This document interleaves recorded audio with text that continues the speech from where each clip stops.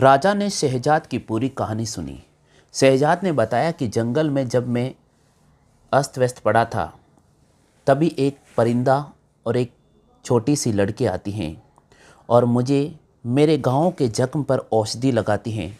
उसके बाद वे अपनी झोपड़ी के अंदर लेकर जाती हैं।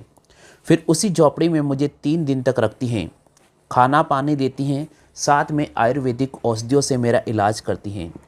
जब मैं पूरी तरह से तैयार हो गया, जब मैंने कहा कि मैं महल में जाऊंगा, तब उसने बिना झिझक मुझे महल में आने दिया। महाराज ने पूरी बात सुनी और कहा, कौन हो सकता वे? हाकिम की बेटी। हाकिम तो मेरा दोस्त है।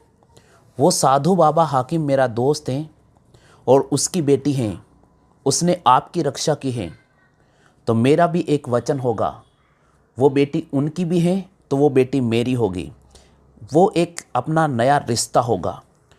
उसे अपने एक रिश्ते के साथ मैं आपको मेरी बहू बनाना चाहता हूँ। बेटी के पास संदेशा भिजवा दें। शाहजादे चुप रहे। शाहजादे ने कहा, नहीं, संदेशा पहुँचाने के लिए मुझे ही वहाँ जाना पड़ेगा।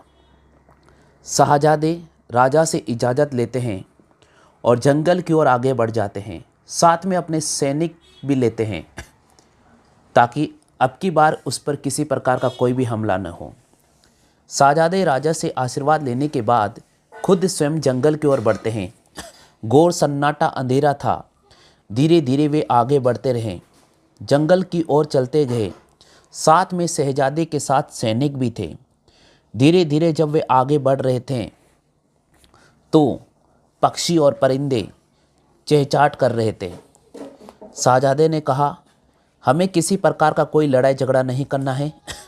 शाहजादे मन में सोच रहे थे कि अगर गुलबानो मेरे साथ नहीं आई तो मुझे क्या करना होगा।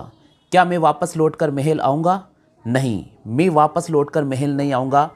मैं भी उसी झोपड़ी में रहने लगूँगा और मैं भी वैसे जीवन यापन करूँगा जिस प्रकार वो छोटी सी महिला अपना जीवन यापन कर रही थी, उसी प्रकार मैं भी अपना जीवन यापन करूँगा। मुझे भी पक्षी और पक्षियों से प्रेम है। उसकी एक बहुत ही मधुर कोयल जो शायद शहजादे की पूरी निगरानी रख रही होगी, मुझे भी उसके साथ रहना होगा। इस प्रकार शहजादे उस झोपड़ी तक पहुंच जाते हैं और उसके बाद गुलबानो को कहते हैं, आप मेरे साथ महल चलिए। लेकिन गुलबानो चुपचाप बैठी रहती हैं। वो पक्षी का परिंदा कोयल शाहजादे को देखता रहता है और गुलबाने को देखता रहता है। दोनों चुपचाप सन्नाटे के साथ बैठे रहते हैं। आगे की कहानी अगले भाग में मिलेगी।